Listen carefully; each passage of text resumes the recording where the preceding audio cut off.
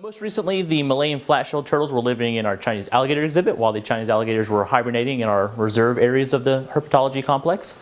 Then we moved the flat-shelled turtles back into a new enclosure we built for them, and the Chinese alligators went back on exhibit. So they're now back on exhibit where folks can see them whenever they would like to.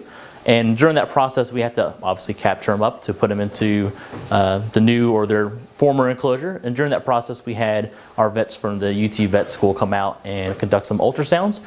And what we were looking at while they were doing that ultrasound and just a kind of physical examination was whether or not the female had any viable or viewable egg follicles in her.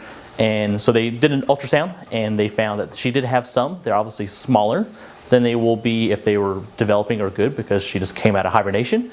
So the plan is to roughly in a month capture them back up, ultrasound her again, and if things are moving in a positive way, those follicles should probably be getting bigger at that point.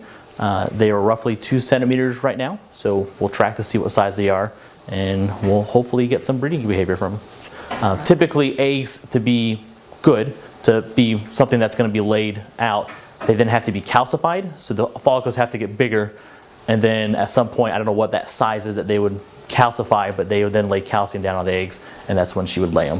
So the flat-shelled turtles are in our reserve area of our kitchen building. That's the building that holds most of our turtles and tortoises for the collection. Some of those other tortoises, as the weather gets warmer, will go back out into tortoise territory, that long glass panel, and our giant tortoises will come back up from the greenhouse. But typically the Malayan flat-shelled turtles are off exhibit. They're in that reserve holding. Our tortoises and some turtles may be going back out. It's all weather dependent, so that might be mid-April, that might be mid-May.